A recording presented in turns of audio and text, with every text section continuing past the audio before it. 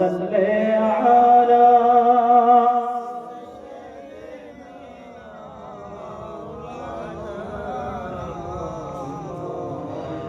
وعلى آل سيدنا مولانا محمد. الحمد لله نحمده ونستعينه ونستغفره ونؤمن به ونتوكل عليه ونعوذ بالله من شرور أنفسنا ومن سيئات أعمالنا. من يهدي الله فلا مضل له ومن يضلله فلا هادي له. ونشهد أن لا إله إلا الله وحده لا شريك له. ونشهد أن سيدنا وسندنا وحبيبنا ومولانا محمدا عبده ورسوله الذي أرسله بالحق بشيرا ونذيرا وداعيا إلى الله بإذنه وسراجا منيرا. فقد قال الله تبارك وتعالى في كلامه المجيد والفرقان الحميد: أعوذ بالله من الشيطان الرجيم. بسم الله الرحمن الرحيم. يسأل أيان يوم القيامة. صدق الله المولانا العظيم وصدق رسوله النبي الأمين المتين الكريم ونحن على ذلك لمن الشاهدين والشاكرين والحمد لله رب العالمين. وقال تعالى في شأن حبيبه الكريم: إن الله وملائكته يصلون على النبي يا أيها الذين آمنوا صلوا عليه وسلموا تسليما. اللهم صل على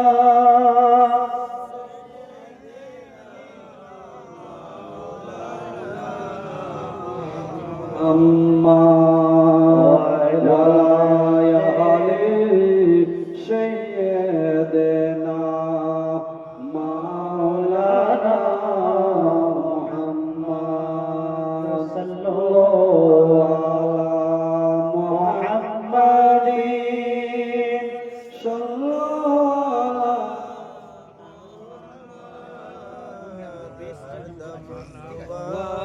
सेनिकालो पाक नामे मोहम्मद हरदम जुबा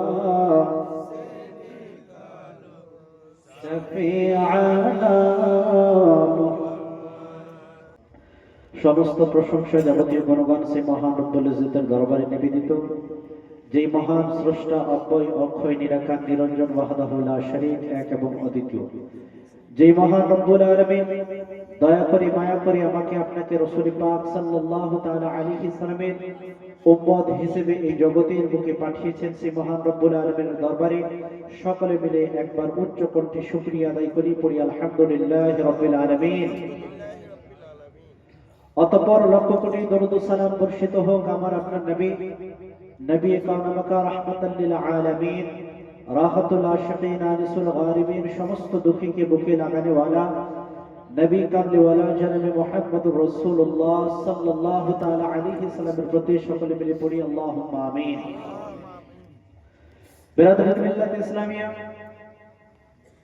আজকের এই মাহফিল যুবক বৃন্দের পরিচালনায় ব্যবস্থা করা হয়েছে এবং গ্রামবাসীর সহযোগিতায়। আল্লাহ রাব্বুল আলামিনের কাছে সর্বপ্রথম আমরা দোয়া করি, যারা বিভিন্ন মাধ্যমে পরিশ্রম করে এবং যারা এই জলসার জন্য সাহায্য করে আজকে এত সুন্দর একটি মাহফিল সাজিয়েছেন, আল্লাহ পাক প্রত্যেকের মনের সমস্ত জায়েজ বাসনা কামনাগুলোকে যেন পূরণ করেন, পড়ি আল্লাহুম্মা আমিন। এবং মালিকের কাছে দোয়া করি, আজকে এই মিলাদ বা জলসা আল্লাহ রাব্বুল আলামিন যেন নিজ দরবারে কবুল করেন, পড়ি আল্লাহুম্মা আমিন। আজকে আলোচনা, আমাদের বর্ষা, আমাদের শোনাকে আল্লাহ তাআলা যেন কবুল করেন, পড়ি আমিন। বিরাদরান মিল্লাত ইসলামিয়া, আমি পবিত্র কালামুল্লাহ থেকে একটি আয়াতে কারিমা তেলাওয়াত করেছি। আল্লাহ রাব্বুল আলামিন বলেন, ইয়াসআলু আইয়ানা ইয়াউমুল কিয়ামাহ। আল্লাহ রাব্বুল আলামিন বলেন, হাবিব, ইয়াসআলু, তারা প্রশ্ন করে, আইয়ানা ইয়াউমুল কিয়ামাহ, যে কিয়ামত কোথায়, কিয়ামত কখন আসবে, তারা প্রশ্ন করে। কারা প্রশ্ন করে? তাফসীরের মধ্যে এসেছে যে কাফের মুশরিকরা রাসূল পাক আলাইহিস সালামকে প্রশ্ন করত যে, হে মুহাম্মদ সাল্লাল্লাহু আলাইহি সাল্লাম, কিয়ামত কখন আসবে? কেন প্রশ্ন করত? আল্লাহর নবী সাল্লাল্লাহু আলাইহি সাল্লাম মক্কার কাফের মুশরিকদের উদ্দেশ্যে যখন বললেন, ও মক্কাবাসী, তোমরা যে খারাপ কাজগুলো করে বেড়াচ্ছ, দুনিয়ার মধ্যে যে সমস্ত খারাপ কাজের মধ্যে তোমরা লিপ্ত রয়েছ, আল্লাহ রাব্বুল আলামিনকে এক অদ্বিতীয় বলে তোমরা স্বীকার করছো না, আমি রাসূলুল্লাহকে তার রাসূল হিসেবে মেনে নিচ্ছ না, এবং বিভিন্ন কাজের সাথে তোমরা জড়িত, জিনার সাথে তোমরা জড়িত, ব্যভিচারের সাথে তোমরা জড়িত, আরো দুনিয়ার বুকে যত খারাপ কাজ আছে সমস্ত খারাপ কাজের সাথে তোমরা জড়িত। ও দুনিয়াবাসী, শোনো শোনো, এই জীবনটা যখন দুনিয়া ছেড়ে তোমরা বিদায় নিবে, রূহটা যখন দেহ থেকে বেরিয়ে যাবে, আল্লাহ রাব্বুল আলামিনের দরবারে তোমাদেরকে হাজির হতে হবে। কাল কিয়ামতের ময়দানে পায়ের নখ থেকে মাথার চুল পর্যন্ত প্রত্যেকটা বিষয় হিসাব দিতে হবে। রাসূল পাক আলাইহিস সালাম যখন মক্কাবাসীদেরকে বলতে লাগলেন, ও মক্কাবাসীরা, আল্লাহ রাব্বুল আলামিনের সামনে তোমাদেরকে হাজির হতে হবে, আল্লাহ রাব্বুল আলামিনের সামনে কাল কিয়ামতের ময়দানে তোমাদেরকে হিসাব দিতে হবে। এইবার কাফের মুশরিকরা বলতে লাগলো, হে মুহাম্মদ সাল্লাল্লাহু আলাইহি সাল্লাম, আপনি যে কিয়ামত সম্পর্কে বলতে আছেন, ইয়াসআলু আইয়ানা ইয়াউমুল কিয়ামাহ, সেই কিয়ামতটা কোথায়? আপনি কিয়ামত নিয়ে আসুন। কোথায় সেই কিয়ামত? নবী পাক সাল্লাল্লাহু আলাইহি সাল্লাম বলেন, দুনিয়া যখন ধ্বংস হয়ে যাবে, ওই মুহূর্তে কিয়ামত আসবে, তোমাদেরকে আল্লাহ রাব্বুল আলামিনের দরবারে হিসাব দিতে হবে। আল্লাহ রাব্বুল আলামিনের দরবারে প্রত্যেকটি আমলের হিসাব নেওয়া হবে। আল্লাহ রাব্বুল আলামিন নিজে তোমাদের কাছে প্রত্যেকটি বিষয়ে হিসাব নেবেন কিয়ামতের ময়দানে।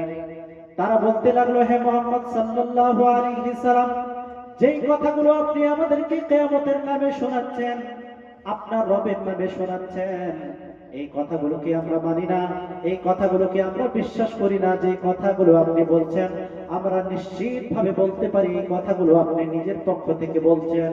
হে মুহাম্মদ সাল্লাল্লাহু আলাইহি সাল্লাম, সত্যিকারে যদি কিয়ামত আসে, সত্যিকারে যদি আপনার রবের দরবারে আমাদেরকে হাজির হতে হয়, সত্যিকারে যদি আল্লাহ রাব্বুল আলামিনের দরবারে হাজির হতে হয়, তাহলে আর দেরি করে কি লাভ? আপনি তাড়াতাড়ি কিয়ামতটাকে নিয়ে আসুন। এই জন্য আল্লাহ রাব্বুল আলামিন ঘোষণা করতে আছেন, ইয়াসআলু আইয়ানা ইয়াউমুল কিয়ামাহ। হে মুহাম্মদ সাল্লাল্লাহু আলাইহি সাল্লাম, হে আমার নবী, হে আমার মাহবুব, আপনাকে তারা জিজ্ঞাসা করতে আছে কিয়ামত কোথায়, কিন্তু আপনি তাদেরকে জবাব দিয়ে দেন, তাদেরকে আপনি জবাব দিয়ে দেন যে শোনো শোনো, কিয়ামতটা যখন আসবে আল্লাহ রাব্বুল আলামিনের পক্ষ থেকে তোমাদের চোখগুলোকে স্থির করে দেওয়া হবে।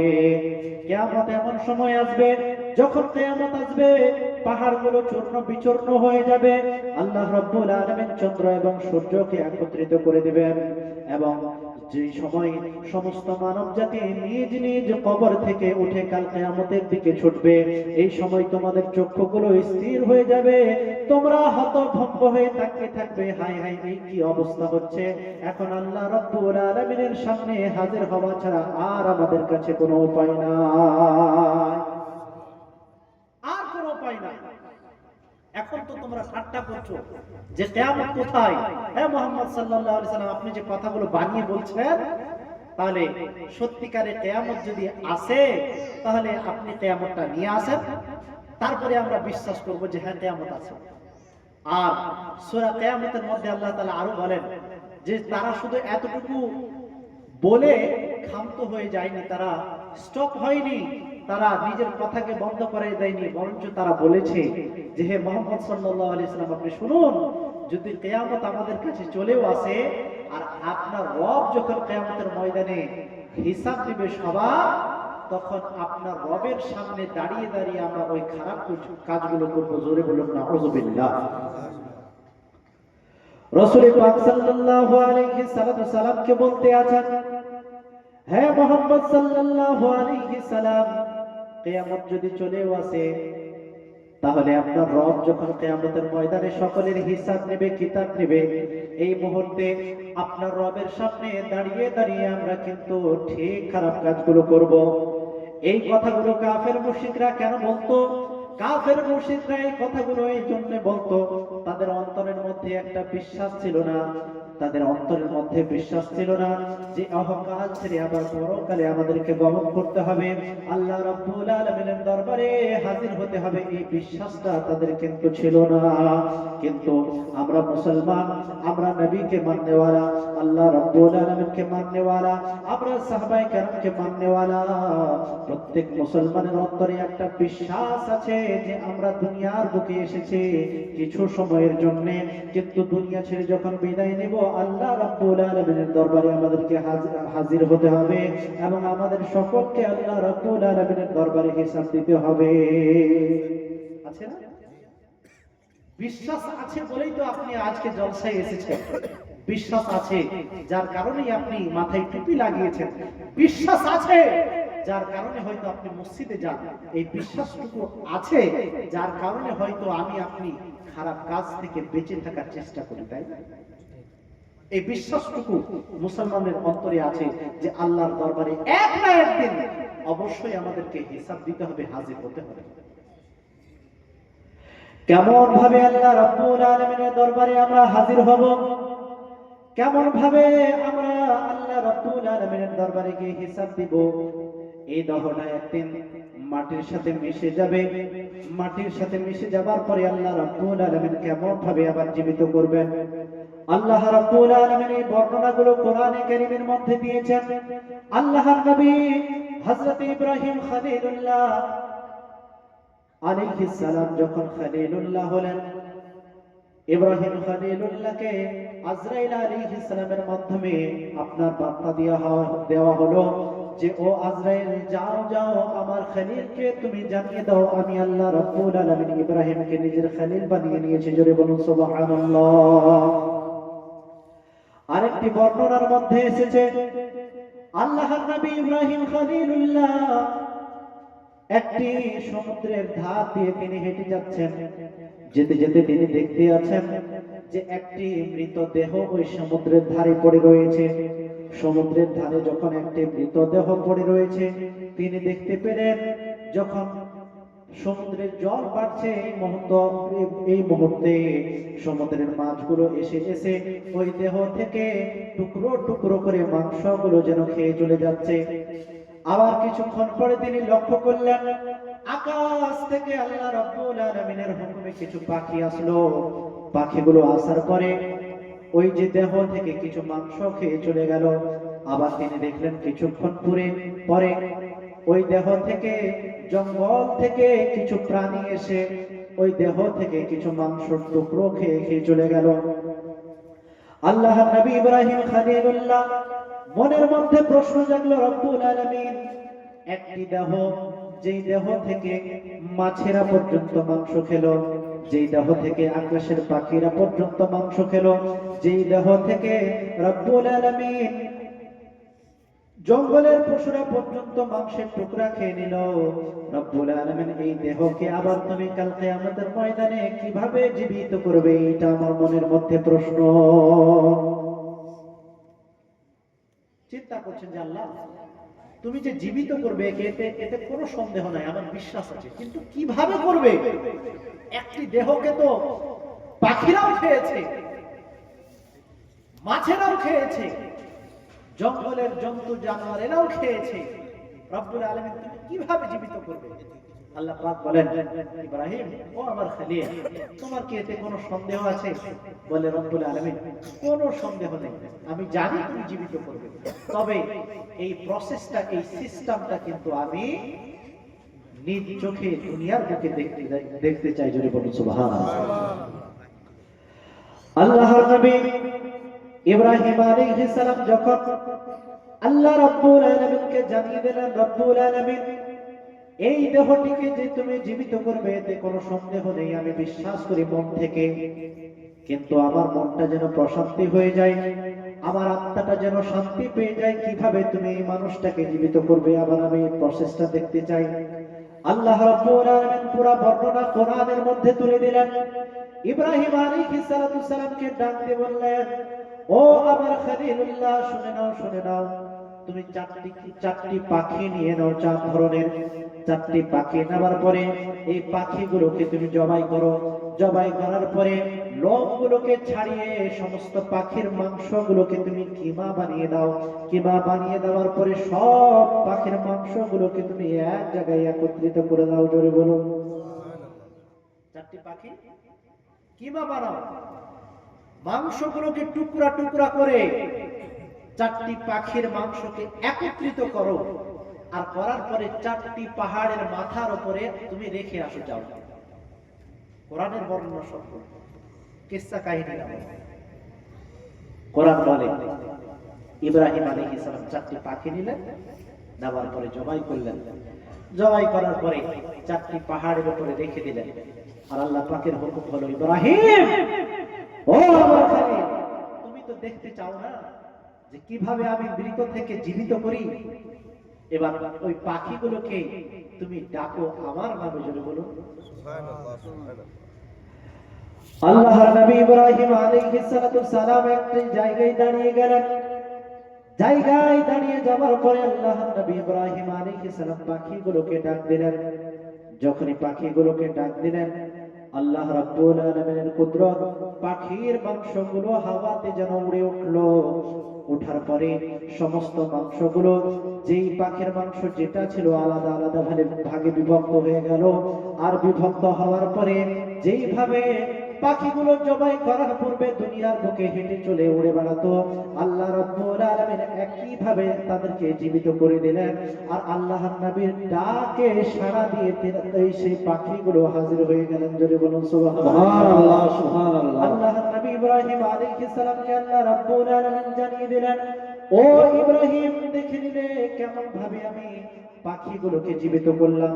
একই ভাবে যখন মানুষ দুনিয়া ছেড়ে বিদায় নেবে, শত শত বছর মাটির মধ্যে পড়ে থাকবে, মাটিটা দেহের সাথে মিশে যাবে, আমি আল্লাহ রাব্বুল আলামিন যখন কিয়ামত দিব, একই ভাবে তাদের দেহগুলোকে আবার একই ভাবে সৃষ্টি করে কিয়ামতের ময়দানে হাজির করাবো। জোরে বলুন সুবহানাল্লাহ। এটা আমার আল্লাহ পাকের কুদরত। একবার দরুদ পড়ি, আল্লাহুম্মা সাল্লি আলা সাইয়্যিদিনা মাওলানা মুহাম্মদ ওয়া আলা আলি সাইয়্যিদিনা মাওলানা মুহাম্মদ সাল্লাল্লাহু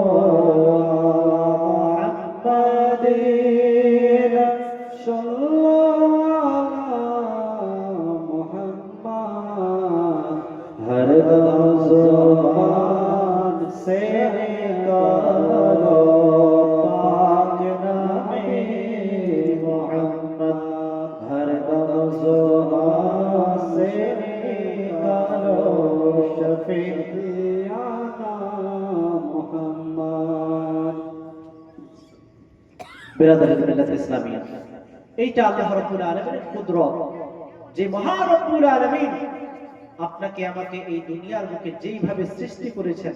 সূরা কিয়ামতের বর্ণনা যদি আপনি পড়েন, তাহলে সূরা কিয়ামতের মধ্যে আল্লাহ তাআলা বলেছেন, ও দুনিয়াবাসী শোনো, সবথেকে দেহের যে কঠিন জায়গা হলো এই জায়গাটা হলো এই যে হাতের আঙুলগুলো, ছোট ছোট হাড় দিয়ে সূক্ষ্ম সূক্ষ্ম পেশি দিয়ে আমি আল্লাহ রাব্বুল আলামিন বানিয়েছি। যদি বলি সুবহানাল্লাহ।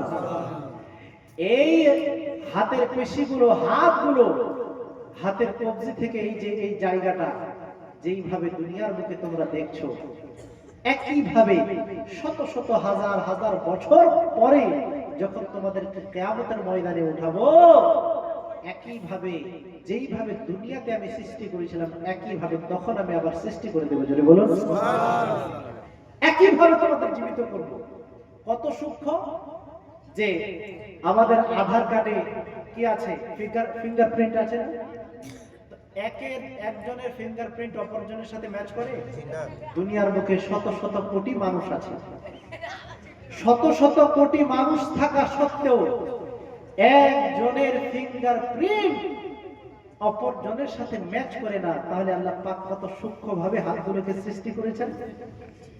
আর ম্যাচ যদি করতো তাহলে ওর অ্যাকাউন্ট থেকে পয়সা বার করে নিত, বার হবে? হচ্ছে না কেন? ফিঙ্গারপ্রিন্ট লাগবে। তো এই সমস্ত গুলো হচ্ছে না কেন? আল্লাহ পাক হাতকে খুব সূক্ষ্মভাবে সৃষ্টি করেছেন। আল্লাহ পাক বলেন সূরা কিয়ামতের বর্ণনা, যে বান্দা, এই দুনিয়ার বুকে আমি যে সুন্দরভাবে তোমাদের হাতগুলোকে সূক্ষ্মভাবে সৃষ্টি করেছি, সেম টু সেম যখন কিয়ামতের সকালে তোমাদেরকে উঠাবো, একই ভাবে তোমাদের হাতগুলোকে আমি সৃষ্টি করতে সক্ষম। যদি বলো সুবহানাল্লাহ। এটা আল্লাহ পাকের কুদরত, এটা আমার আপনার রবের কুদরত। সুতরাং আমরা যদি দুনিয়ার বুকে এটা মনে করি যে দুনিয়াটাই হলো সব, আর এই দুনিয়ার বুকে যতদিন আছি যা কিছু পারলাম করে নিলাম, তারপরে আখিরাতে কি হবে ওইটা নিয়ে টেনশন করে লাভ নাই, তাহলে কখনো পর্যন্ত আপনার আমার জন্য এই দুনিয়া এবং আখিরাতে কখনো কল্যাণ হতে পারে, কখনো কল্যাণ হতে পারে না। আখিরাতে যদি আমরা কল্যাণ চাই, তাহলে দুনিয়াতে আমাদেরকে সতর্ক অবশ্যই হতে হবে। মাওলানা রুমি আলাইহির রহমান, তিনি এমন একজন কবি আমাদের দ্বীন ইসলামের, যিনার কবিতাগুলো মুসলমান থেকে ইহুদি খ্রিস্টানরা বেশি পড়ে। ইউরোপ যে আছে, ইউরোপ মহাদেশ, আমেরিকা, তারপরে আফ্রিকা, তারপরে ইংল্যান্ড, এই যে জায়গাগুলো, এই জায়গাগুলোতে সব থেকে বেশি যিনার কিতাবগুলোকে পড়া হয় কবি হিসেবে, উনি হলেন মাওলানা জালালউদ্দিন রুমি রাহমাতুল্লাহ আলাইহি। তো উনি, ওনার একটি বিখ্যাত কিতাব আছে, ওই কিতাবের নাম হলো মসনবী শরীফ। তো ওই কিতাবের মধ্যে উনি খুব সুন্দর একটি ঘটনা লিখেছেন। এত সুন্দর ঘটনা, এই যে আমাদের জীবনটা আল্লাহ পাক আমাদেরকে দান করেছেন, আর এই জীবন যে আমাদের চলে নিঃশ্বাস প্রশ্বাসের মাধ্যমে। একবার চিন্তা করুন যে নিঃশ্বাস আমি ভেতরে নিলাম, ওই নিঃশ্বাস যদি আবার বাইরে না যায়, বা বাইরের নিঃশ্বাসটা যদি আবার ভেতরে না ঢোকে, তাহলে এক মিনিটও আমি বেঁচে থাকতে পারবো? তো এই জীবনটার খুব সুন্দরভাবে মাওলানা রুমি আলী রহমান একটা ঘটনা লিখে তিনি বুঝিয়েছেন যে এই যে নিঃশ্বাস প্রশ্বাসটা, এটার দাম প্রচুর। কিভাবে? মাওলানা রুমি আলী রহমান লিখেন যে, ও দুনিয়াবাসী শোনো, এই যে জীবনটা, এই জীবনটার দাম কত জানো? আর যারা এই জীবনটাকে এই পথে সেই পথে, যেই পথে উল্টা পাল্টা পথে ব্যয় করে দিচ্ছে, শেষ পর্যন্ত এমন একটা সময় আসছে যখন আজরাইল তাদের দ্বারে এসে হাজির হচ্ছে, আর তখন তাদের কাছে আর সময় থাকছে না। এটার দাম কত? মাওলানা রুমি আলী রহমান লিখেন যে, শোনো,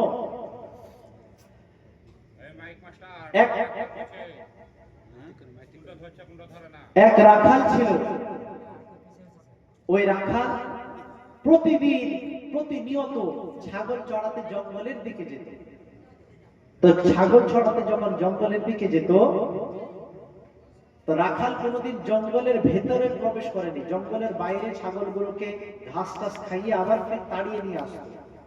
তো মাওলানা রুমি আলী রহমান লিখেন যে একদিন রাখাল কি করেছে, ছাগলকে ঘাস খেতে দিয়েছে আর এই দিকে কিন্তু ঘুমিয়ে পড়েছে মাঠে। এবার রাখালের যখন ঘুম ভাঙছে, ঘুম ভাঙার পরে রাখাল দেখছে কি যে তার যে ছাগলগুলো আর দেখাই যাচ্ছে, মানে ওই ছাগলগুলো জঙ্গলের মাঝামাঝি গিয়ে পৌঁছেছে। রাখাল তো কোনোদিন জঙ্গলে যায়নি, এবার বাধ্য হয়ে ছাগলকে ফিরিয়ে আনতে হবে, এই জন্য বাধ্য হয়ে এবার রাখাল গিয়েছে কোথায়, জঙ্গলের ভেতরে। যখন ছাগলগুলো জঙ্গলের ভেতর থেকে তাড়িয়ে নিয়ে আসে, তো মাওলানা রুমি আলী রহমান লিখেন যে ওই জঙ্গলের ভেতরে একটা বিশাল বড় গাছ আছে, ওই গাছের গোড়ার মধ্যে অনেকগুলো সুন্দর সুন্দর পাথর সে দেখতে পেয়েছে, যে পাথরগুলো থেকে আলো বের হচ্ছে, লাইটের মতো জ্বলছে পাথরগুলো। তো রাখাল মনে করেছে যে এত সুন্দর পাথর তো কখনো দেখিনি। রাখাল এবার করেছে তার পকেটে যত জায়গা ছিল ওই পাথরগুলো নিয়ে পকেটে কিন্তু ভরে নিয়েছে। ভরার পরে এবার জঙ্গল থেকে বেরিয়ে এসেছে। বেরিয়ে আসার পরে আপনাদের এলাকায় বলা হয় ছিটকাল, বুঝেন তো? ছিটকাল বুঝেন তো? পাখি বাড়ি। তো বলে রাখাল এবার ছিটকাল দিয়ে বসে বসে ছাগল ঘাস খাচ্ছে আর সে কি করছে, কাক তাড়াচ্ছে, কাক মারছে, পাখি মারছে, একটা পাথর নিচ্ছে আর ছিটকাল দিয়ে কি কাক তাড়াচ্ছে। তাড়াতে তাড়াতে এমন একটা সময় এই শেষ পাথরটি মারতে যাবে, এই সময় দেখা যাচ্ছে কি যে ওই দিক দিয়ে এক জোহরি চলে যাচ্ছে। জোহরি যখন যাচ্ছে এই শেষ পাথরটি মারবে কাককে, এই অবস্থায় বলছে ভাই দাঁড়াও দাঁড়াও দাঁড়াও। বলে কি হলো? তো বলে তুমি কি করছো? তো বলছে তুমি দেখতে পাও না আমি কাক তাড়াচ্ছি ছিটকাল দিয়ে, পাথর দিয়ে। তো বলে ওরে বাবা, কাক তাড়াচ্ছ আমি তো বুঝতে পারলাম, কিন্তু কি দিয়ে তাড়াচ্ছ তুমি জানো? তো বলে যে এটা একটা পাথর। তো বলে না, এটা যেমন তেমন পাথর না, এটা হীরা মতি মুক্তার থেকেও বেশি দামি, যেটাকে লাল বলা হয়। এই যে শহর আছে, এই শহরের মধ্যে এমন কোন ধনী নাই যেই ধনী একাই এই পাথরটা কেনার ক্ষমতা রাখে। এবার রাখাল কান্না আরম্ভ করে দিয়েছে। তো ওই জোহরি বলছে যে তুমি এই যে ছিটকাল দিয়ে কাক তাড়াচ্ছিলে, পাথরটা ফেলার পূর্বে আমি তোমাকে বলে দিয়েছি, তো তুমি তো এখন বিশাল ধনী, কান্না করছো কেন? রাখাল বলছে ভাই আর বলিয়েন না, এই পাথর আমার কাছে একটা না, শত শত ছিল আমার পকেটে, শত শত পাথর না জেনে আমি একটা ফালতু কাজে ব্যয় করে দিয়েছি। হয়তো ওই পাথরগুলো থাকলে এই দুনিয়াতে আমার মতো ধনী আর কেউ থাকতো। মাওলানা রুমি আলী রহমান এই ঘটনাটি লেখার পরে বলেন, ও দুনিয়াবাসী, আল্লাহ রাব্বুল আলামিন যে আমাদেরকে এক একটি নিঃশ্বাস দিয়েছেন, এক একটি প্রশ্বাস দিয়েছেন, এর দাম হলো এই পাথরের থেকেও বেশি, যার কদর আমরা কিন্তু আজ করতে পারলাম। এই প্রত্যেকটি নিঃশ্বাস প্রশ্বাস আমাদের তখন কাজে লাগতো যখন আমরা আল্লাহ এবং তার রাসূলের পথে এই নিঃশ্বাসগুলোকে ব্যয় করতাম। জোরে বলুন সুবহানাল্লাহ। যেইভাবে ওই রাখাল হয়ে ওই লালকে চিনতে পারলো না, একই ভাবে কিন্তু আমরা সাধারণ মানুষ এত সুন্দর দামি, আমাদেরকে দুনিয়ার সব থেকে দামি জিনিস দেওয়া হচ্ছে, তা সত্ত্বেও কিন্তু এই জিনিসকে আমরা চিনতে পারলাম। আর যদি আমরা চিনতে পারতাম তাহলে কিন্তু আমাদের অবস্থা এখানে থাকতো না, আমরা অনেক আল্লাহ ওয়ালা হয়ে যেতাম, আল্লাহর নৈকট্য হাসিল করে নিতাম। জোরে বলুন সুবহানাল্লাহ। বিরাদার, সুতরাং যতটুকু আমাদের কাছে সময় আছে এই সময়টাকে এখন চিনতে হবে। আপনি একটা সাধারণ যদি আমি আপনাকে উদাহরণ দিই তাহলে বুঝতে পারবেন যে আমি যদি আপনাকে বলি ভাই যে একটি নিঃশ্বাস আপনি কিনে নিয়ে আসুন গোটা দুনিয়ার দৌলত দিয়ে, কোন ব্যক্তির নিঃশ্বাস? যেই ব্যক্তি নিকৃষ্ট, যার কোনো দাম নেই, সব থেকে নিকৃষ্ট ব্যক্তি, ওই ব্যক্তির একটা একটি নিঃশ্বাস আপনি কিনে নিয়ে আসুন গোটা দুনিয়ার দৌলত দিয়ে, পারবে কেউ? পারবে না। এই নিঃশ্বাসটা এত দাম, প্রশ্বাসটা এত দাম, যার মূল্য দুনিয়ার কোনো টাকা পয়সাতে হয় না। সুতরাং এই জিনিসটাকে আমাদেরকে চিন্তা হবে, আল্লাহ এবং আল্লাহ রাসূলের পথে নিজের সময়গুলোকে ব্যয় করতে হবে। পড়ি আল্লাহুম্মা আমিন। আল্লাহুম্মা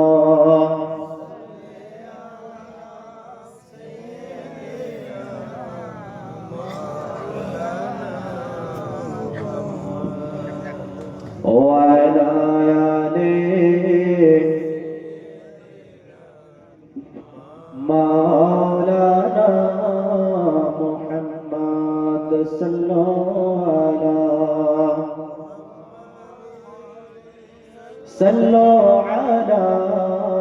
محمد हर दम ज़ुबान से निकालो पाक नामे मोहम्मद हर दम ज़ुबान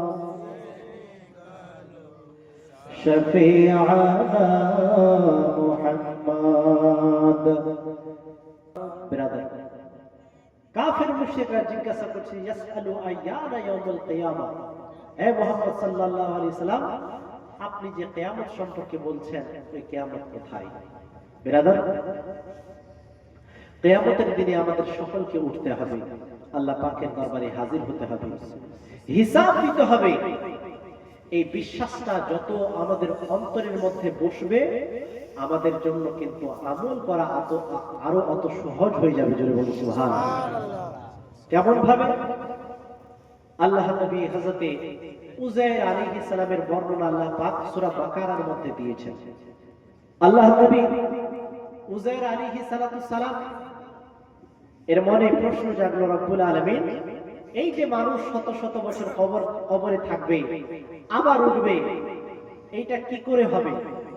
এই প্রশ্ন যখন জাগলো, আল্লাহ রাব্বুল আলামিন সূরা বাকারার মধ্যে উযাইর আলাইহিস সালামকে এবার জবাব দিচ্ছেন, ও উযাইর, তোমার মনের মধ্যে যে এই প্রশ্ন জাগলো, তাহলে তোমাকে দিয়ে এই পরীক্ষাটা করিয়ে নেওয়া যাক। জোরে বলুন সুবহানাল্লাহ। তোমাকে দিয়ে এই পরীক্ষাটা করানো যাক। তো তাফসীরের মধ্যে এসেছে, তাফসীরে তিবিয়ানুল কোরআনের মধ্যে এসেছে যে বাইতুল মুকাদ্দাস, যেটা আমাদের প্রথম কিবলা, ফিলিস্তিনের মধ্যে আছে না বাইতুল মুকাদ্দাস, যেটাকে আমরা মসজিদে আকসা বলে চিনি কিনা? আমাদের প্রথম কিবলা ছিল কোথায়? বাইতুল মুকাদ্দাস। এখন আমাদের কিবলা হলো কাবা, তাই না? বাইতুল মুকাদ্দাসের পাশ দিয়ে তিনি যখন হেঁটে যাচ্ছেন, দেখলেন যে বনি ইসরাইলের একটা কওমকে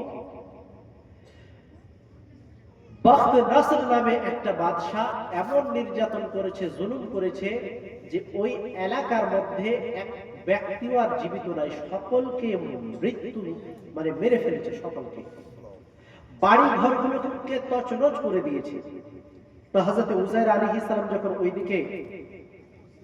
দিক দিয়ে হেঁটে গেলেন, তো হেঁটে যাওয়ার পরে উযাইর আলাইহিস সালামের মনের মধ্যে প্রশ্ন জাগলো, রব্বুল আলামিন, সবকিছু তো তছনছ হয়ে গেছে, এরা আবার কি করে উঠবে?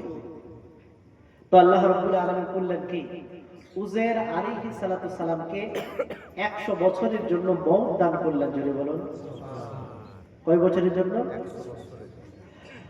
আল্লাহর নবী উযাইর আলাইহিস সালামের মনের মধ্যে যখন প্রশ্ন জাগলো, রব্বুল আলামিন, যেই মানুষগুলো এই যে মরে পড়ে আছে, এই মানুষগুলো আবার কিয়ামতের ময়দানে কিভাবে উঠবে? মৃত্যুর পরে এদেরকে কিভাবে জীবিত করা হবে? আল্লাহ রাব্বুল আলামিন পরীক্ষা দেখানোর জন্য উযাইর আলাইহিস সালামকে 100 বছরের জন্য মৃত্যু দান করলেন। 100 বছর পর্যন্ত উযাইর আলাইহিস সালাম একই জায়গার মধ্যে শুয়ে থাকলেন। উযাইর আলাইহিস সালাম যখন সফর করতে আছিলেন, পীরার সাথে তিনি একটা পেয়ালার মধ্যে কিছু খেজুর নিয়েছিলেন, এক পেয়ালার মধ্যে তিনি শরবত নিয়েছিলেন, এবং একটা গাধার পিঠে সাওয়ার হয়ে তিনি সফর করতেছিলেন। জোরে বলুন সুবহানাল্লাহ। আল্লাহর নবী উযাইর আলাইহিস সালাম যখন সফর করতেছিলেন, আল্লাহ রাব্বুল আলামিন ওনাকে 100 বছরের জন্য মৃত্যু দান করলেন। 100 বছর উজাইর আলাইহিস সালাম ওই জায়গার মধ্যে শুয়ে থাকলেন। শুয়ে থাকার পরে আল্লাহ রাব্বুল আলামিন যখন আবার রূহটাকে উজাইর আলাইহিস সালামকে ফিরিয়ে দিলেন, ঘুম থেকে যখন উজাইর আলাইহিস সালামকে 100 বছর পরে জাগানো হলো, উজাইর আলাইহিস সালামকে আল্লাহ রাব্বুল আলামিন এইবার জিজ্ঞাসা করতে আছেন, ও উজাইর বলো বলো কামলা বিস্তা, ও উজাইর এইবারে তুমি বলো এই জায়গার মধ্যে তুমি কতক্ষণ ঘুমিয়েছো? উজাইর আলাইহিস সালাম বলতে আছেন, রব্বুল আলামিন, ও মাওলাই কারীম রব্বুল আলামিন, এই জায়গার মধ্যে আমি একদিন অথবা তার থেকেও কম সময় ঘুমিয়ে আছি। আল্লাহু আকবার। কত বছর ঘুমিয়েছে? 100 বছর। আর বলছেন কত বছর?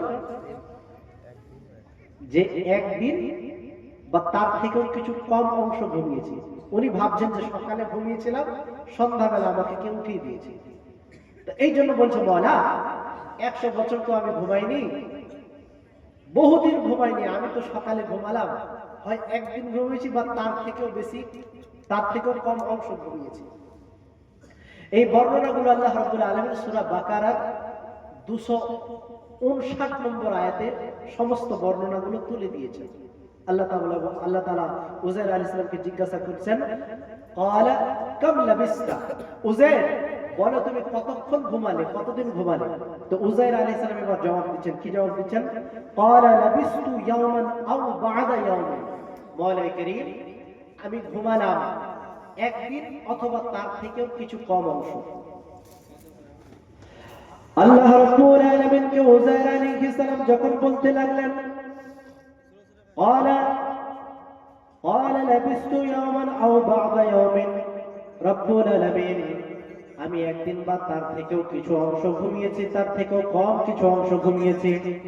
আল্লাহ রাব্বুল আলামিন ডাক দিয়ে উজাইর আলাইহিস সালামকে বলতে লাগলেন, ও উজাইর এবার তুমি তাকিয়ে দেখো তোমার খেজুরের দিকে।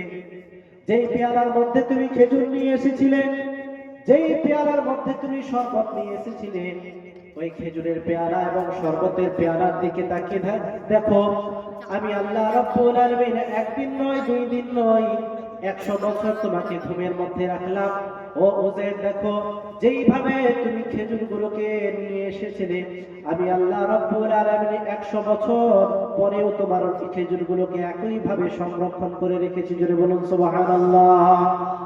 উজাইর আলাইহিস সালামকে আল্লাহ রাব্বুল আলামিন বললেন, ও উজাইর শোনো শোনো, তোমার যে গাধা, যে গাধার পৃষ্ঠে সওয়ার হয়ে তুমি সফর করতেছিলে, ও উজাইর সেই গাধার দিকে তাকিয়ে দেখো, দেখো দেখো ওই গাধাটি মরে পচে তার হাড় গোড়গুলো এদিক ওদিকে ছড়িয়ে ছিটিয়ে রয়েছে।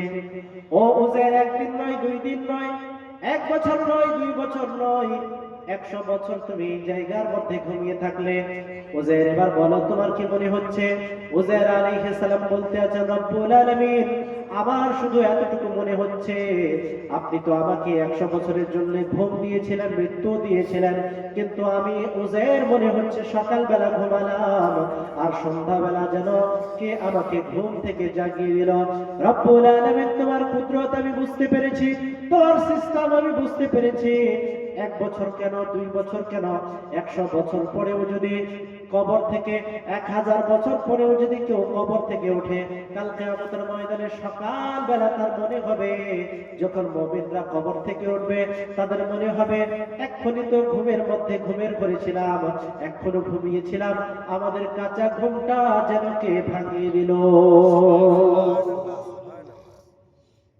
এইভাবে মুমিনরা কবর থেকে উঠবে। রব্বুল আলামিন তোমার কুদরত আমি বুঝতে পেরেছি, 100 বছর আমাকে ঘুমিয়ে রাখলে, আমার গাধা যে জায়গাতে আমি বেঁধেছিলাম মরে পচে হাড্ডিগুলো এদিক ওদিক হাড়গুলো ছড়িয়ে ছিটিয়ে গেছে। আল্লাহ রাব্বুল আলামিন উজাইর আলাইহিস সালামকে দেখালেন কিভাবে আমি আল্লাহ রাব্বুল আলামিন জীবিত করব, কিভাবে কাল কিয়ামতের ময়দানে তোমাদেরকে হাজির হতে হবে। উজাইর আলাইহিস সালাম এবার আশেপাশ থেকে এবার ওই জায়গা থেকে বাড়ির মধ্যে ফিরে আসলেন। উজাইর আলাইহিস সালাম যখন বাড়ির মধ্যে ফিরে আসলেন, উজাইর আলাইহিস সালাম তিনার বাড়ির খোঁজ খবর পাচ্ছেন না, খুঁজে পাচ্ছেন না। এক বৃদ্ধ মহিলা বসেছিল, বৃদ্ধ মহিলাকে বলতে আছেন, মা এইখানে যেন কোথায় যেন উজাইর আলাইহিস সালামের বাড়ি ছিল, বাড়িটা কোথায়? বৃদ্ধ মহিলা বলতে আছে, বাবা আজ থেকে প্রায় 100 বছর আগে উজাইর লাপাতা হয়েছিল, হারিয়েছিল, এখনো পর্যন্ত উজাইর আলাইহিস সালামকে খুঁজে পাওয়া যায়নি। আল্লাহর নবী উজাইর আলাইহিস সালাম বলতে আছেন, মা এই তো আপনার সামনে উজাইর আলাইহিস সালাম দাঁড়িয়ে আছে, আমি তো উজাইর আলাইহিস সালাম। ওই বৃদ্ধ মহিলা বলতে আছেন, বাবা উজাইর আলাইহিস সালামের মধ্যে একটা বৈশিষ্ট্য ছিল, আল্লাহ রাব্বুল আলামিনের দরবারে যখনই হাত তুলে দোয়া করত, আল্লাহ রাব্বুল আলামিনের দরবারে সঙ্গে সঙ্গে তার দোয়াগুলো যেন কবুল হয়ে যেত। জোরে বলো। আল্লাহ নবী উজাইর আলাইহিস সালামকে বৃদ্ধ মহিলা ডাক দিলেন, আর ডাক দেওয়ার পরে বলতে আছেন, বাবা তুমি যদি উজাইর আলাইহিস সালাম হয়ে থাকো, আমার চোখের জ্যোতিগুলো হারিয়ে গেছে, চলে গেছে, আমি চোখে দেখতে পাই না, আমার যে পায়ের পা আমার চলে না, অবশ হয়ে গেছে শরীরটা, তুমি আমার জন্য দোয়া করে দাও, আল্লাহ রাব্বুল আলামিন যেন সাথে সাথে আমাকে শিফা দান করে। আল্লাহর নবী উজাইর আলাইহিস সালাম আল্লাহ রাব্বুল আলামিনের দরবারে দোয়া করলেন, রব্বুল আলামিন আমি উজাইর আলাইহিস সালাম তোমার দরবারে দুইখানা হাত তুলে দিলাম, এই মহিলার জন্য হাত তুলে দিয়েছে, মাওলা তুমি দয়া করে এই মহিলাকে এক্ষুনি শিফা দান করো। এইদিকে হাত তুলতে দেরি হয়েছে, কিন্তু উজাইর আলাইহিস সালামের দোয়া কবুল হইতে দেরি হয়নি। এই জন্য কবি বলছেন যে তেরি দোয়া আসর সে না কবি মালুল হুই, ইধর জুবা সে নিকলি উধর কবুল হুই। জোরে বলুন সুবহানাল্লাহ। আপনার দোয়াকে ফিরিয়ে দেওয়া হয় না, এইদিকে জবান থেকে আপনার বের হয়েছে, ওইদিকে কবুল হয়ে গেছে। উজাইর আলাইহিস সালাম যখন দোয়া করলেন, বৃদ্ধ মহিলা বলে, বাবা আমি তো শিফা পেলাম, কইটা হলো তোমার বাড়ি? উজাইর আলাইহিস সালাম বাড়ির মধ্যে গিয়ে দেখেন, যখন তিনি বাড়ি থেকে বেরিয়েছিলেন তিনার বয়স ছিল কত বছর? 40 বছর। 100 বছর এক জায়গাতে ঘুমিয়ে থাকলেন, 40 বছর 100 বছর পরে যখন আবার ফিরছেন, আল্লাহ পাক ওনার বয়স রেখেছেন 40 বছর। জোরে বলুন সুবহানাল্লাহ। আর ওই উজাইর আলাইহিস সালামের সন্তানের বয়স তখন হয়েছিল 118 বছর। জোরে বলুন সুবহানাল্লাহ। তো এই কুদরত যে দেখালেন, কোরআনের বর্ণনা, যে বর্ণনা কখনো মিথ্যা হতে পারে? যালিকাল কিতাবু লা রাইবা ফীহি, এটি একটি এমন কিতাব যে কিতাবের মধ্যে সন্দেহের কোনো অবকাশ নেই। সন্দেহ তো দূরের কথা, অবকাশও এই কিতাবের মধ্যে নেই। সেই কিতাবের বর্ণনা উজাইর আলাইহিস সালাম, বাবা 40 বছর বয়স, ছেলের বয়স কত হচ্ছে? 118। এটা কার কুদরত? আমার আল্লাহ পাকের কুদরত। আমার আল্লাহ পাকের কুদরত যে আমার আপনার নবী সাল্লাল্লাহু আলাইহি সাল্লাম মেরাজে গেছেন, শত শত হাজার হাজার বছরের রাস্তাকে অতিক্রম করেছেন, জান্নাত দেখেছেন, জাহান্নাম দেখেছেন, আল্লাহর সাথে সাক্ষাৎ করেছেন, কিন্তু যখন আবার ফিরে এসেছেন, রাসূল পাক আলাইহিস সালাম যখন ওই ঘর থেকে বের হচ্ছিলেন, উম্মে হাবিব যেইভাবে দরজার যে আপনার কুণ্ডি ছিটকানি হিলছিল, নবী পাক যখন ফিরে আসলেন একই ভাবে আপনার ছিটকানি হিলতে আছে। জোরে বলুন সুবহানাল্লাহ। যেইভাবে আমার নবী পাক আলাইহিস সালাম ওযু করেছিলেন, ওযু করার পরে যে পানিটা, ওই পানিটা যে এক জায়গা থেকে অপর জায়গায় গড়িয়ে যায়, নবী পাক আলাইহিস সালাম 7 আসমান অতিক্রম করে জান্নাত জাহান্নাম সমস্ত কিছু দেখার পরে, আল্লাহর সাথে সাক্ষাৎ করার পরে যখন ফিরে আসলেন, ওই পানি এখনো পর্যন্ত যেন গড়িয়ে যাচ্ছে। জোরে বলুন সুবহানাল্লাহ। এই সমস্ত কুদরত কার? আমার আল্লাহ পাকের কুদরত। বিরাদার, তো যেই আল্লাহ পাক 100 বছর পরে উজাইর আলাইহিস সালামের ঘোড়াকে আবার একই ভাবে জীবিত করতে পারে, উজাইর আলাইহিস সালামকে দেখালেন, উজাইর এবার তুমি দেখো, হাড় গোড়গুলো একত্রিত হলো, হওয়ার পরে যেইভাবে আবার যে গাধাটা ছিল একই ভাবে তার সাওয়ারি হয়ে গেল। তো উজাইর আলাইহিস সালামের গাধাকে যেই আল্লাহ পাক একই ভাবে জীবিত করতে পারে, আপনার ইব্রাহিম খলিলুল্লাহর সামনে যেই পাখিগুলোকে জবাই করা হয়েছিল, এই পাখিগুলোকে আবার জীবিত করতে পারে, সেই আল্লাহ পাক যদি চান, কাল কিয়ামতের ময়দানে আমাকে আপনাকে আবার জীবিত করে হিসাব দিবেন, সেই আল্লাহ পাক সক্ষম কিনা? অবশ্যই এটা আমাদের আকীদা, এটা আমাদের বিশ্বাস, এটা আমাদের ঈমান। এর উপরে যদি আমরা অটুট থেকে আমরা দুনিয়ার বুকে জীবন যাপন করতে পারি, তাহলে দ্বীন ইসলামের পথে আমাদের জন্য চলা আরো সহজ হয়ে যায়। যদি বলুন একবার দরুদ পড়ি, আল্লাহুম্মা সাল্লি আলা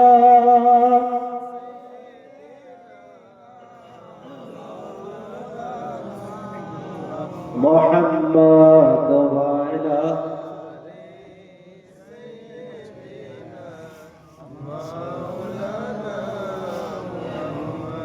সাল্লু আলা মুহাম্মাদিন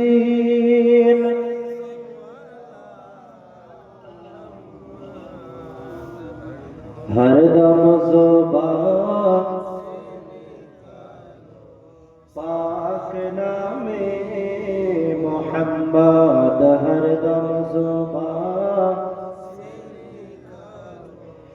शफीआना मुहम्मद। আমার নবী কি নূর না?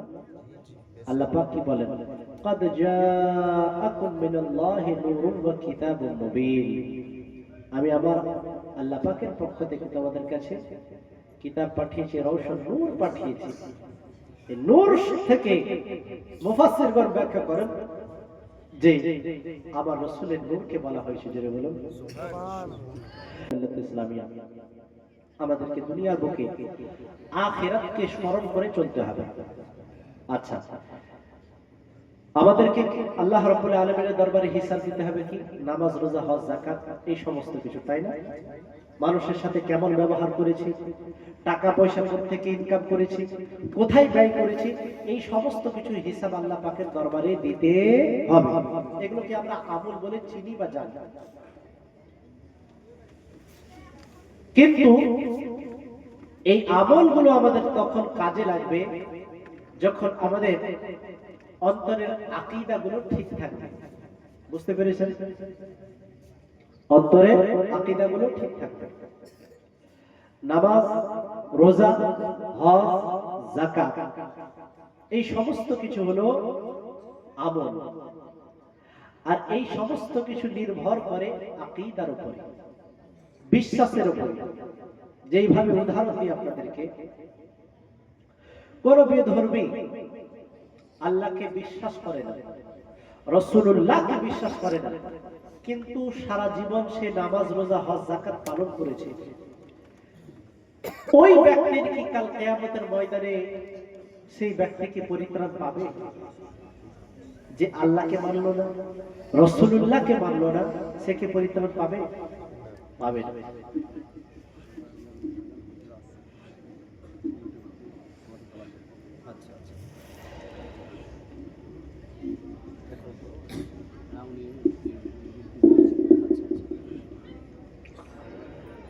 যাই হোক বিরাদরান মিল্লাত ইসলামিয়া, বলতে আছি যে এই নামাজ, রোজা, হজ, যাকাত গুলো তখন আমাদের কাজে লাগবে যখন আমাদের আকীদা গুলো ঠিক থাকবে।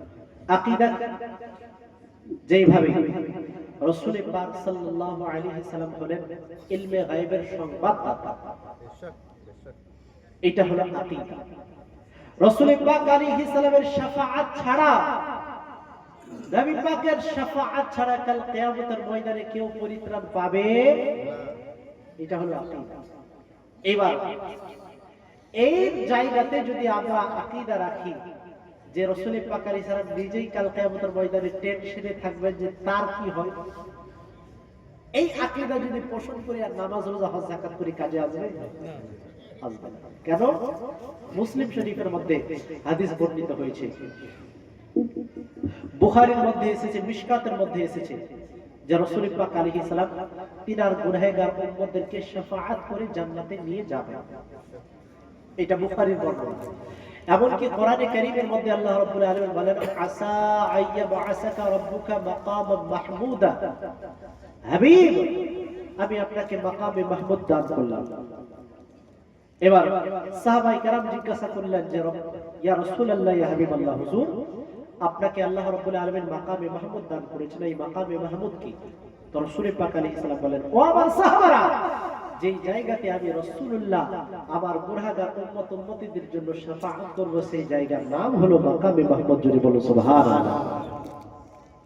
তো এইটা হলো আকীদা যে রাসূল পাক আলাইহিস সালাম আমাদের জন্য শাফাআত করবেন এবং রাসূলুল্লাহর শাফাআত ছাড়া কেউ পরিত্রাণ পাবে না। এই জন্য ঈমান, আমল, আপনার যত নামাজ, রোজা, হজ, যাকাত, এই সমস্ত কিছু আপনি মনে করেন একটা খুঁটি। as-সালাতু ইমাদুদ্দিন, হাদিস পাকের মধ্যে এসেছে যে নামাজ হলো দ্বীনের খুঁটি। তো এই যে আমল গুলো, এগুলো হলো দ্বীনের খুঁটি। আর এই খুঁটি পোতার জন্য তো একটা জমিন লাগবে নাকি?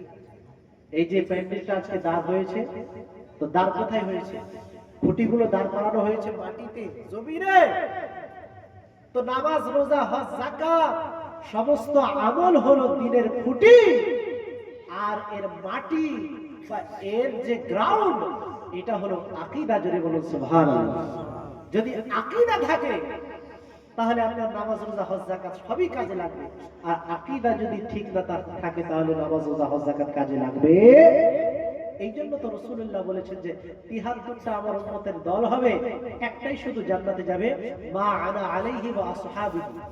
যে দলটা আমি এবং আমার সাহাবাদেরকে ফলো করবে, অনুসরণ করবে, ওই দলটা হবে জান্নাতি। বাকি ৭২টা জাহান্নামী। তো হবে তো আমাদের মধ্যেই ৭২টা নাকি ব্রাদার মিল্লাত ইসলামী? তো ৭২টা কারা? যারা বদ আকীদা, যাদের আকীদা ঠিক নেই, আল্লাহ সম্পর্কে সঠিক আকীদা রাখে না। আল্লাহ সম্পর্কে আকীদা রাখে যে আল্লাহ মিথ্যা বলতে পারে কিন্তু বলে না, নাউযুবিল্লাহ। এটা আমাদের সুন্নিদের আকীদা নয়। আল্লাহ সম্পর্কে যারা আকীদা রাখে যে আল্লাহ পাকের হাত আছে, যেভাবে আমাদের হাত আছে, নাউযুবিল্লাহ, দেহবাদী আকীদা। আজকে কিছু মানুষ নিজেকে দাবি করছে যে আমরা সহিহ হাদিস মাননেওয়ালা, কিন্তু এদের যে আসল আকীদাগুলো যদি আপনি পড়েন তাহলে আপনি অবাক হবেন। এরা বিশ্বাস করে যে আল্লাহ পাকের এক একটি হাতে 3টি করে আঙ্গুল আছে। জোরে বলুন নাউযুবিল্লাহ। এরা বিশ্বাস করে। আমাদের বিশ্বাস কি? যে আল্লাহ রাব্বুল আলামিন হলেন নিরাকার, আল্লাহ পাকের কোনো আকার। এটা কাদের বিশ্বাস? সুন্নিদের বিশ্বাস। তো এই জন্য আল্লাহ সম্পর্কে আকীদা ঠিক রাখতে হবে, রাসূল সম্পর্কে আকীদা ঠিক রাখতে হবে।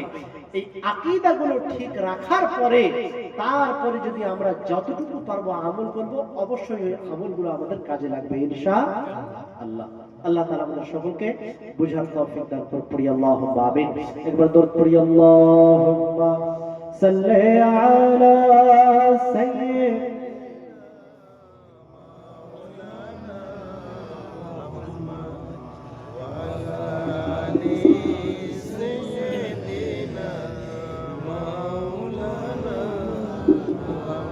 صلوا على محمد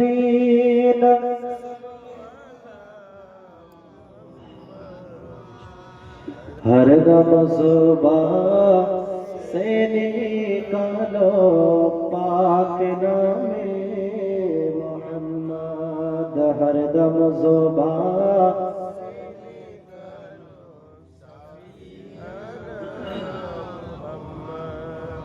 কিছু মানুষ যায়, হজে যায়, উমরায় যায়, আর মক্কাতুল মুকাররমা থেকে ফিরে আসে, বলে যে আমাদের মদিনাতে কি আছে? হজ তো হয় মক্কায়, আর উমরা তো হয় মক্কায়, মদিনাতে কি আছে?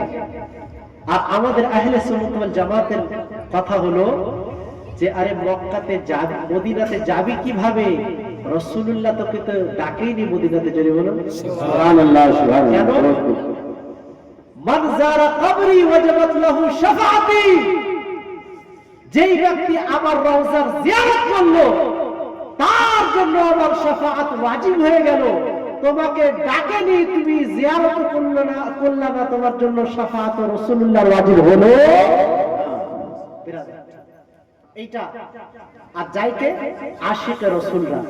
আপনি বুজুর্গানে দিনের যদি আপনি জীবনে পড়ে দেখেন, বড় বড় ইমামগণ, হাদিসের ইমাম, ফিকহের ইমাম, ওনারা দেখবেন যে যখন হজে গেছেন বা উমরায় গেছেন সর্বপ্রথম মদিনা দিয়ে ঢুকেছেন। যদি বলুন সুবহানাল্লাহ।